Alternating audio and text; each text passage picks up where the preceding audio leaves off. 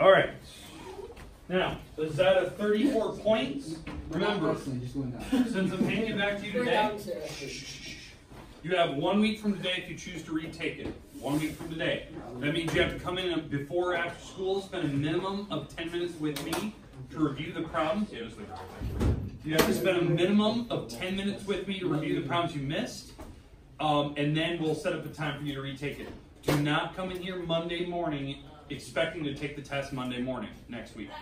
It won't happen. You have to spend 10 minutes with me, and then we reschedule. The latest you can do is come in Friday, and we can schedule you for Monday, if that makes sense to you. It has to be done within 1 week. If you choose not to take it, that's fine. The grades will be in the grade book. You can see what your score is. By this Friday, all late work, missing assignments, redo assignments are due by Friday this week. I'll hand back some stuff to you tomorrow, the stuff you guys turn in. You can make fixes. You guys know the drill. Your grades will be pretty much set after Friday. You'll know what your quarter grade is, so you know what you need to fix. I'll warn you plenty ahead of time, like if everything's in the grade book, so if you need to make fixes, you can. Okay, I want these back. Do not keep them. I want them back. Okay? All right, don't tear them up or fold them. They're mine. I want them back. Take one. There you go. Half, please. Kylie.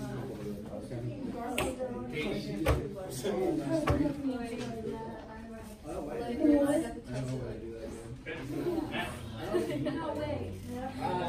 way.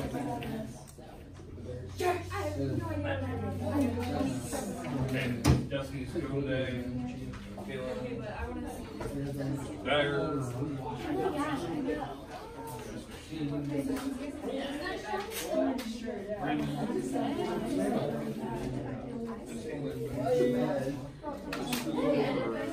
We have a chase today. No, we don't.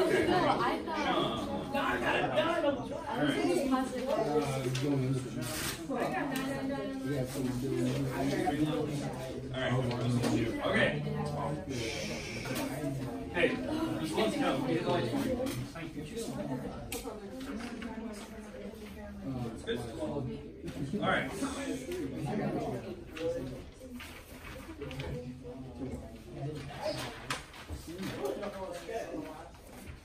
Scott.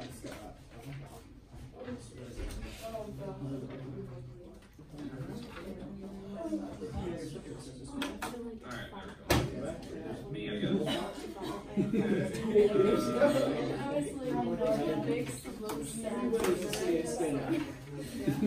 Hey, verify, just make sure, do you have a dentist appointment today? Or do you have one already? What? You have a dentist appointment at some point today, or doctor's appointment? Yeah, 2. Okay, just making sure to remind you. It said it on the announcements, remind you. I don't know. Oh, He just cares. I guess they're concerned that you'll forget. probably. Look at it. No, because I changed it this morning. Okay. It's supposed to be at 3:30 by foot. Okay, maybe that's one. All right, okay. All right, real quick. It's at 34 points. We're going to go through this. Now, the first one had 2 separate answers, depending if you really paid attention to what I said versus what you read.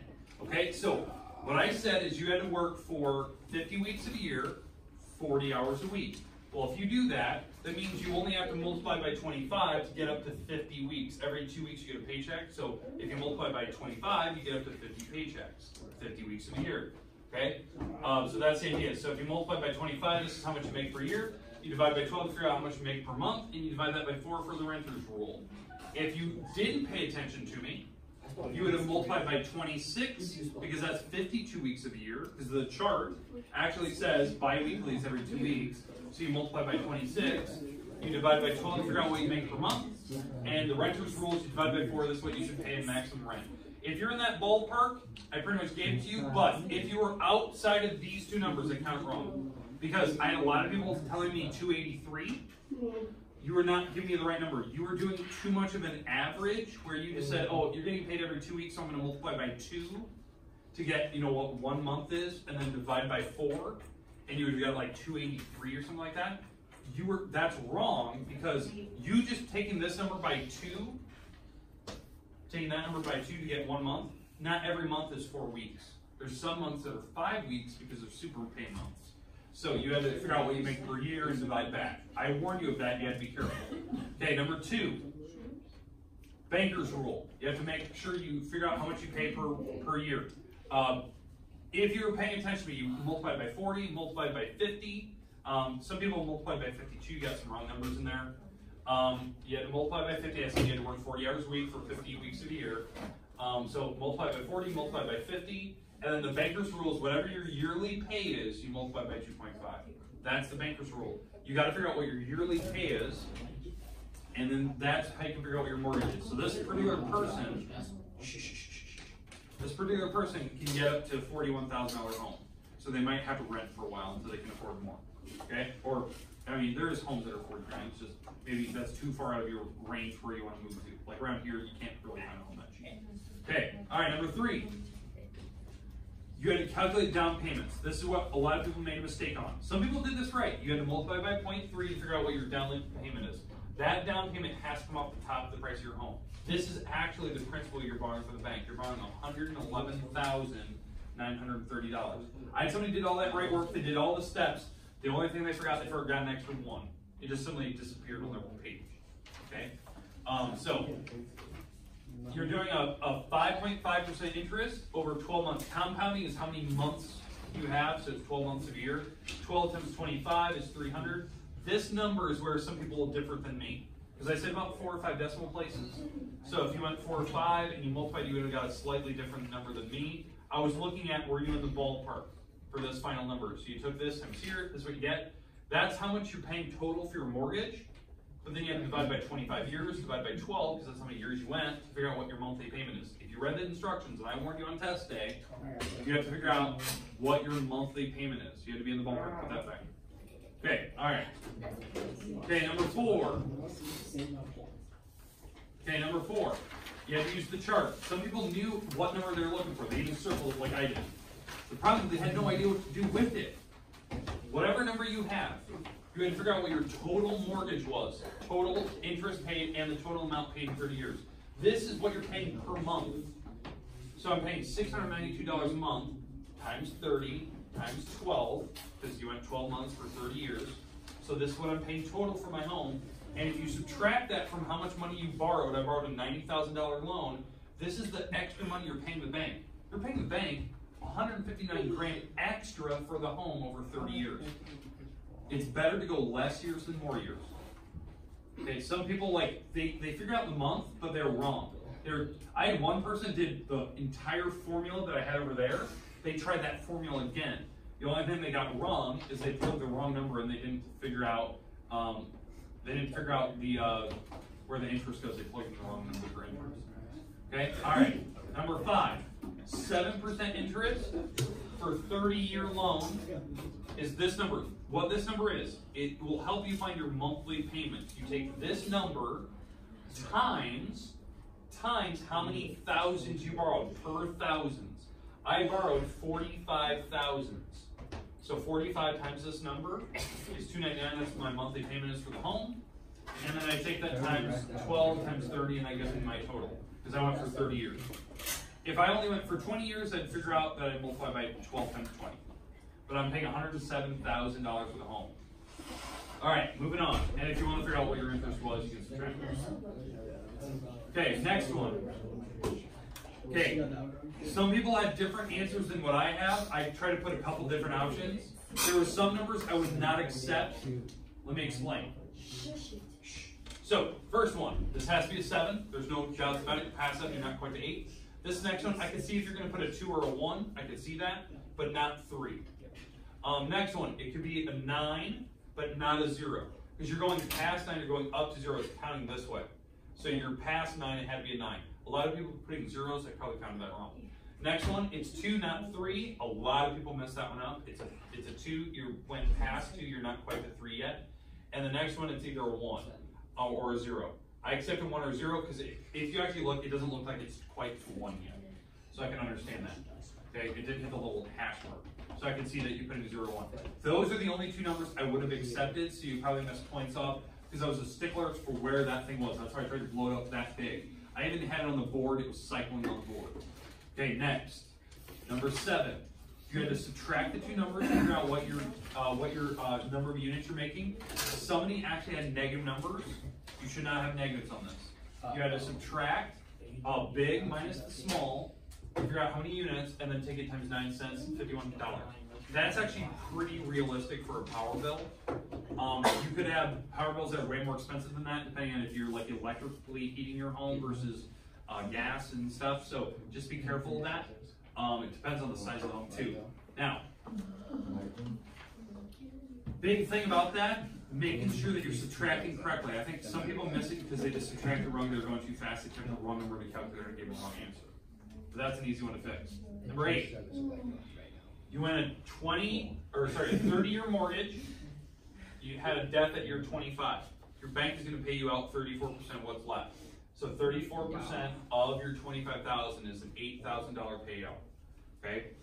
Now, number 9. Area A. A brick home at this percent. A lot of people put the wrong percent number. You have to move the decimal back 2 spots, which is 0.0036. You have to move back 2 spots, always 2. That's what we had to do earlier on all those problems with interest. And then take that times your $67,000 home. So your actual annual pay for your home insurance is about $241. Sometimes that's per 6 months. I think State Farm is every 6 months you have to pay. That's about right. All right. What's the answer?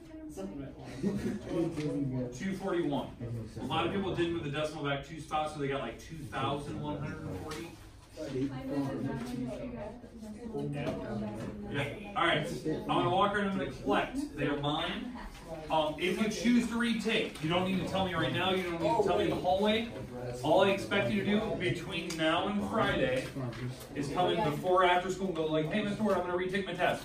Perfect. We sit down, we do a 10-minute review. If you're comfortable and you think you can retake it, then we schedule a time for you to do it. Okay. What's State Farm's not saying? Like farmers, we are farmers. State Farm is, That's State Farm, that's what I already said. isn't it like, is that it? That might be it. It's something about neighbor, so that makes sense. The state plate one. That was the first one I did. Like state plate is. State plate? Yeah. Okay. You're going to it now. That's not very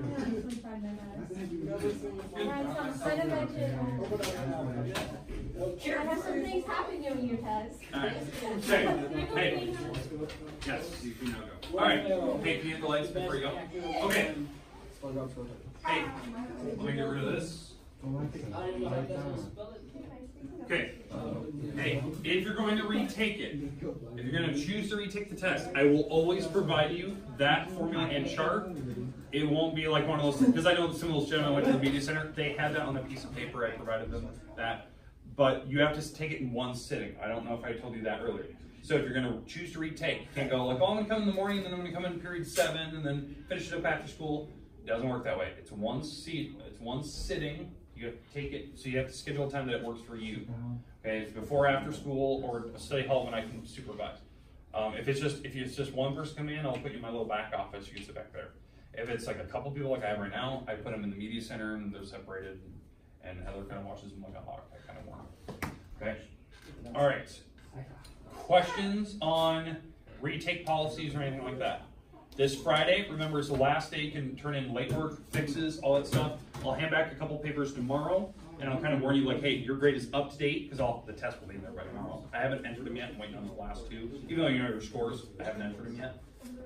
So everything will be entered tomorrow, so you can kind of see, okay, this is my grade right now for the quarter. Am I happy with that? Am I not? If you need to make fixes, you can always do that. Or take a retake.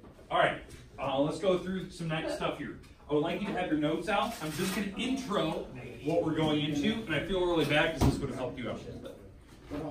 Yeah, on taking a loan out for a car.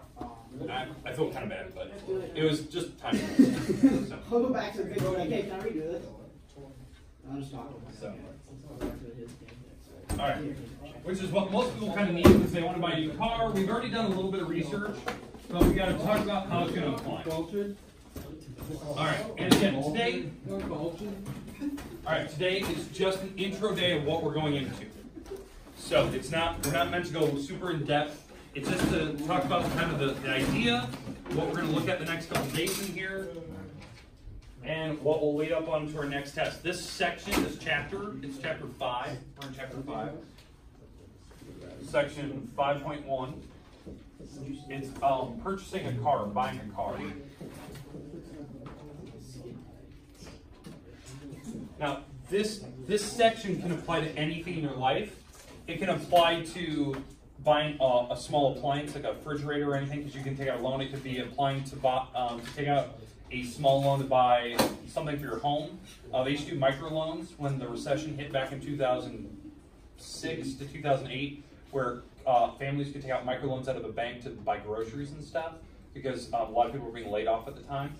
And that was a serious concern about this coming year, 2018-19, that when unemployment is really low numbers, where unemployment is really low, that's a sign of a potential recession where companies lay off a bunch of workers and the dollar value goes down in inflation. In fact, the sad part that applies to you guys for buying cars right now is that the federal government, this is a clear warning sign, it happened Friday at the end of the stock market day, because the stock market crashed last week.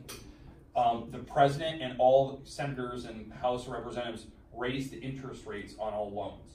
The reason why they did that is to strengthen the dollar to prevent inflation. Inflation, if you don't know, is when a dollar is not worth as much as it used to be. Like, for instance, this is a perfect telltale sign. A can of pop, right? Here's your can of pop, here's your Pepsi, right? It used to cost like 5 cents. But due to inflation, that was back in like the 20s and 30s. But due to inflation, now you can't even buy a can of pop for like 55 cents anymore. Okay, one can. In fact, some pop machines are $1 to get a can out, which is ridiculous. Bottle of pop, you're starting to see that skyrocket. You know, back in the early 90s and 2000s, I know I'm dating myself there, bottles of pop, 20-ounce bottles, were like 79 cents. That was an average price across the board. Now they're $1.79 or more. Chips, super expensive. Chips are like the worst of them all, because a chip bag is all air, and if you were to actually look, there's about this much chips if you were to crumble it up. It's just all air. And so the inflation on a chip bag is incredible, because there's not very many chips in there. In fact, the bags are getting bigger and there's less chips in them, because it makes it look better on a sales rack. Now, there's other reasons why the bag gets bigger too, is to prevent actually breaking the chips. If there's more air, there's more cushion, so they don't get broken. But again, it looks terrible when there's only like half the bag full of chips. Now, for a car, for what applies to you guys, is we have to talk about simple interest loans. Now, if you've never dealt with this before, this is different than taking out a simple interest loan. Is very, very different than taking out a mortgage on a home. Very different formula, very easy formula. But the scary thing is for you guys, inflation rates have now went up to prevent the recession that they're potentially seeing that's going to happen. So when interest rates go up, that costs you a lot more money in the long run. This is actually the formula we're going to be looking at. This is actually the formula. It's called PRT, or PERT. That's what I call it. It's your principal amount that you're borrowing. Okay, it's the amount of money that you're borrowing. The R is the interest rate, and that's what's going up right now. Interest rate. And then the time is in years. Now again, on the next chapter test, because I'm kind of warning you, this chapter is really short. Very, very short, because there's only a couple things they're going to want to talk about. I'm expecting maybe a test, not next week, but maybe the week after. Like, it's really short. There's only like 5 sections. It's not like the 10 that we had in the last chapter. So it's kind of short. The thing that affects you is interest rate. If that even goes up by 1%, you pay a ton more money in the long run for your car or whatever item that you're purchasing. And typically on a small interest loans, they don't go past a certain number of years. So to kind of walk through this, like a normal car around here, you can get a 6-year loan, 72 months. You pay it off after 72 months, the car's yours, you can sell it, but you pay taxes on it every year. And you have to license and register it. If you don't pay your taxes, all they do is they hold it so you can't register your car, or they hold back your license so you can't register your license. One thing you have to worry about when you're doing that now is that when you go in to get your new license, when you update your license from now on, you have to have a birth certificate and social security card now. That's new as of this year. So that's just changed over the past like 2 months, that you have to have a driver's license, previous one, or some form of ID. You need your birth certificate and social security card. If you don't have both of those items, they'll not reissue your driver's license anymore. Even though you have a driver's license, they won't reissue it again. They want to make sure that it's the same person, that you have the same information, that they're worried about potential identity theft where you look alike. So when you go in, somebody else could just get your driver's license and keep updating it.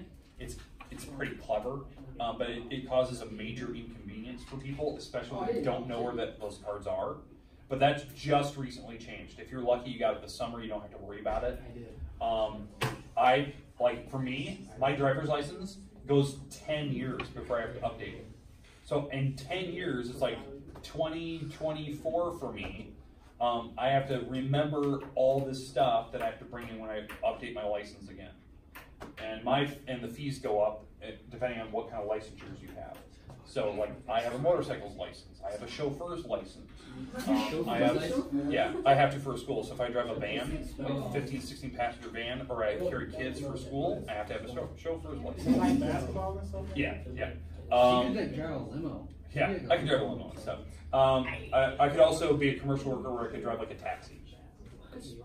My father was in the military, he was in the Marines. He had a mule license, which I thought was the funniest thing ever. A mule is not the donkey itself, it's actually, it's the type of Jeep.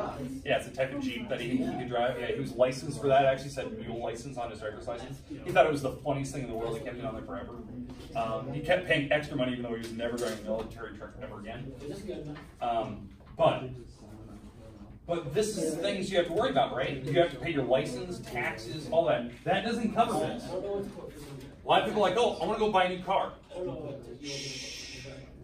But they don't think about insurance, titles and taxes every year, your driver's license, and insurance and gas are the worst. And that's the thing that really affects car sales. Okay, gas, tough. Yeah, that's really hard. Like right now, I'm looking at getting a new truck. I'm actively seeking one right now. You guys are seeing. Okay, I get a new car a lot. But the thing I'm actively worried about is the amount of gas I'm going to go through. If I'm buying a truck, like I'm used to getting about 30 miles per gallon in my car, roughly, somewhere in that ballpark. Yeah, the truck I'm looking at might get 10. What are you looking at? I'm looking at a 2500 Chevy Silverado again. I want to get a new Chevy Silverado. I get 8 miles down in town. Yeah, it's pretty bad. So these are things I have to think about, and I have to add that to my cost. Like for me right now, I know that I have to fill my gas tank every 2 weeks. That's what I do. So that costs me an extra $30 every 2 weeks.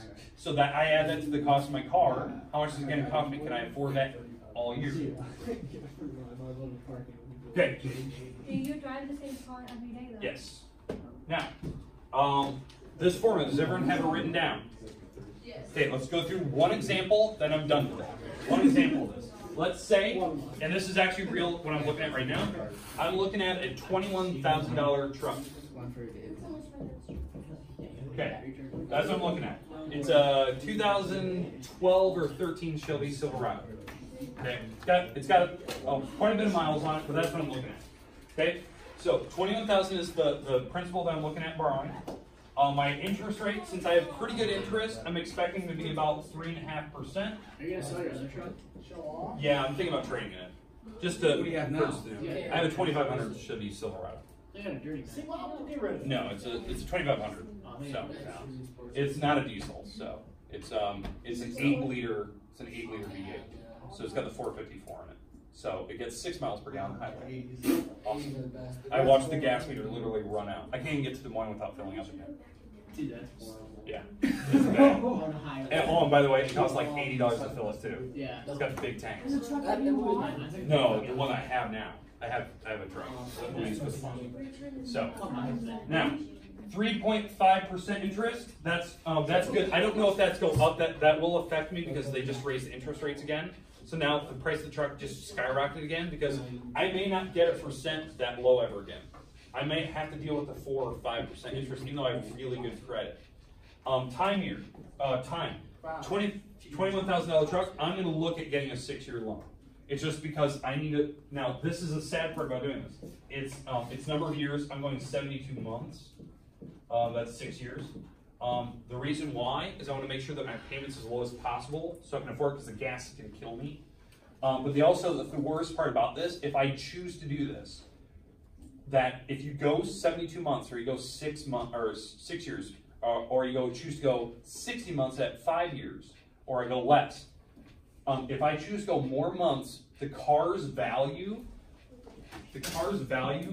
drops, right? Until it's like after so many years, it drops and kind of levels out. Versus what I'm paying.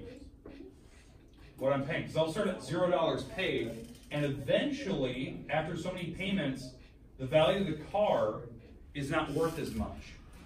What I'm paying in. And that's the sad part, is that the truck I'm looking at might depreciate faster than what I'm paying. So the idea is that this, the part that I'm worried about is that if I want to trade in the truck, let's say I'm not happy with it, I'm now stuck with a truck that I can't sell because I owe too much money on it and it's only worth this amount. So let's say like after so many payments, I bought it at $21,000, but after a year, Kelly's Blue Book says it's worth $14,000. That does happen, by the way. That happened on all 4 vehicles right now. My car is not worth anything right now. Even though it's a nice car, it's loaded, it's got everything, like every package known to man on that car. It went from a 20, I think I bought it at 22. The next year, it was at 13. What? Because Ford cut all their car sales. They cut every model of car for Ford. They undercut everyone that just bought a Ford. They said, we're not selling any cars anymore. That's literally what Ford said. We're selling a Mustang and all trucks and SUVs from now on. Well, that means that since they stopped making all cars for the U.S., no joke, all the cars' values just tanked because now they're not repairing them anymore. So no one wants the cars anymore. The resale value dropped by half. Okay? Well, the worst part about doing that was that I was making payments. Well, if it's worth $14,000 after 1 year, I'm still maybe at the $17,000 mark paying it off. Or not even, I was probably at 18 the first year. Well, if I'm at 18, that's a long ways off if I choose to sell it. I can't sell it anymore because I owe 18 and the car's only worth 14. In fact, I couldn't even go trade it in because it's only worth 14 and I still owe something on it. And that's a realistic thing. That's why you don't want to go out so many months. In fact, some car dealerships will not even let you take a loan if they know that that number will hit you that hard. That happens a lot with supercars. A lot of people that want to go out and buy a really nice supercar like a McLaren right now. The value of the car, you buy it for $400,000. After the first year, it's worth $200,000. Oof, dude. $200,000. You're not paying off $200,000 in 1 year. You're paying that off after 6 years, not the first year.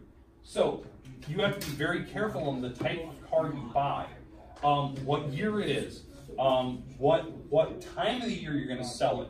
Because right now, buying a truck right now is probably not a smart idea for me. I may not buy it because as you go into the winter months, like right now, all the car sales on trucks and SUVs, like yesterday when it was snowing, all the prices just went up. Instantly, every dealership was like, we're jacking up these prices right now because everyone's going to want 4-wheel drive. So the prices go up as you get closer to winter.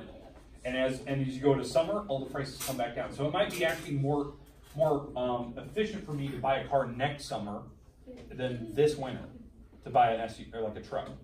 So I'll have to think about that. But it also affects me, farmers. Farmers' prices affect me because the truck sales are actually pretty good at the end of the year as opposed to next summer because they want to sell to farmers.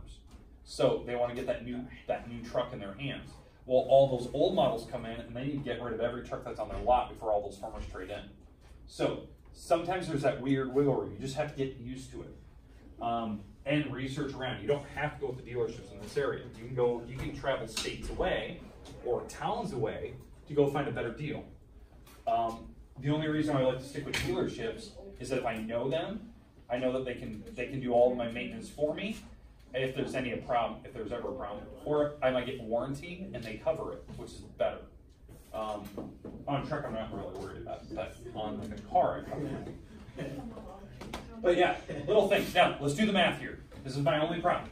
Take 21,000 times, now it's times 0.035. That's 3%. You have to move the decimal over 2 spots. Times 72. Oh, actually, sorry. It's not 72, but I'm going to take it times the number of years. Sorry. I'm going 6 years. Sorry.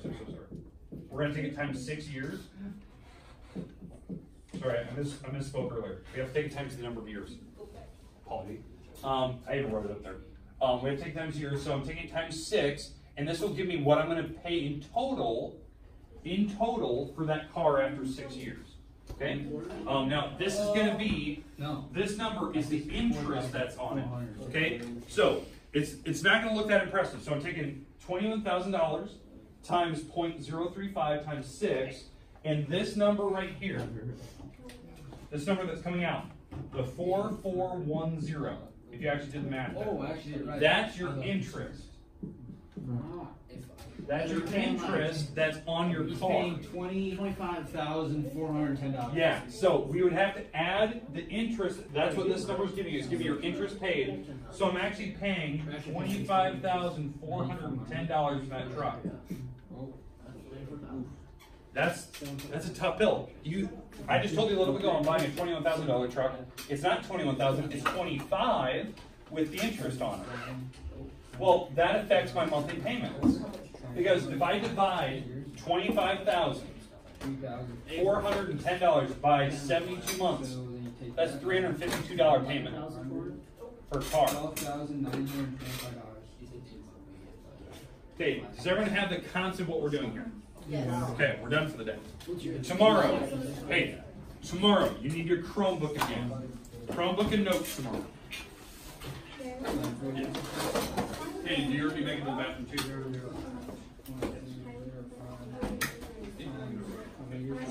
Before after school?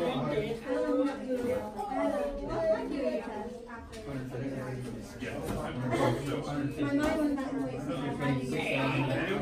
Doesn't matter what your score is. Okay, you make it earlier than that. That's not right. You make it earlier than that. Just making sure I didn't want to 6,000 times 0.005. Dyer, do you think I will loan up for your truck, or did you just buy it outright with cash? What was your interest? Do you mind me asking? 7.5? And it just went up, just like this month. That's tough. Yeah. 7.5. And the worst part was about that. It's nothing against you. It's just that you're new, you're young, so you had to have a higher loan. You go through Farmer State. You looked up my age. Yeah. The truck I was doing, the mom in the truck, and that's what. Yeah, they put everything in consideration. That's tough. Yeah, the truck I'm looking at right now, it's like a 2012 or 13. Yeah, I'm probably looking at maybe 5%, 6%, and I have really good credit. It has 150,000, which is high. That's good. That's way high mileage. But I want to put a blade on it. So like the truck I have right now, I don't trust it, so I'm gonna have to sell it. Just because I know it's older. It's a 2002, 2003. Even though I've owned it its whole life, it's just that it's so old. I don't trust putting a blade on it. I'd ruin the transmission probably instantly on that thing, even though it has a fine engine. I got a loan for my car. Yeah. Then I own a solo wheel, so I put that on there for whatever. And then it lowered my interest rate quite a bit. It lowered your interest. Oh, because you used it as collateral, didn't you? Yeah. Yeah, they take both.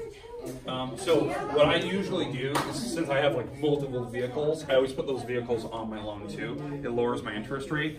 The best interest I ever had, because I owned like 4 cars at the time, was my BMW. I had a 1.9% interest. That was sweet. My wife, when she went to Ford before we went to Garner, she bought a Ford Fiesta. 0% interest for 6 years. 0. That's sweet. Like, what I did is I kind of wish I would have put more cash on it. I got $1,500 from my grandma that would help me out, but I wanted to do that for like license, registration, all that stuff. So I didn't want to put a lot on there and then not have enough for Yep. other stuff. So I took a $9,400 loan out and then I had $600 cash. And I wish I would have put like $500 cash on it. Because that does affect you in the long run. People also think Maddie did it. It was Gavin, because Gavin is the one who called Trisha's mom. He was like, hey, Trisha's there. So right now I'm looking over, I think Richards has a truck I was looking at, and then Olenberg's had a pretty decent Silverado sitting out front, so.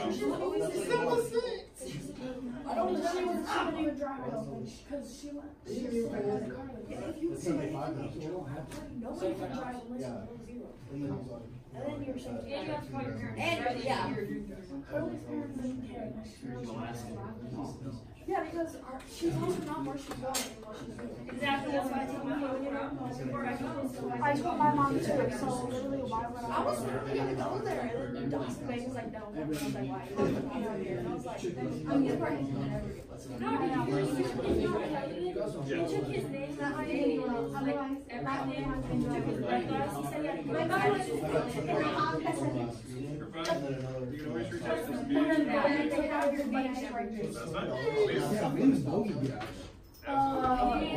probably prison. No, not prison. I think he has to do and then I took like $3,000 more. Yeah, he's pretty much going to prison. He's still on probation, but he didn't have to go to jail. And he wasn't even one to supply beer. Alex Mary was. I know Alex Mary because don't his dad Alex had to his dad the money, and he went and changed over his beer, and Alex is the one who brought it there. Right in the end, it was like 9:30. We got close to like 9:45, so he wasn't even there. He was going away party for Tommy. But I didn't get it. It was just an amazing boyfriend. Who was pretty much saying that the time Trisha was there, and he was just for himself. He posted a picture on his story. Miss Manister, don't forget. No, that's not mine. I don't know where it was. He posted a picture on his story of him and a gun, and he was like, I can't wait for tonight or something. And I was like, literally, why are you doing that? Trisha wasn't even out the party.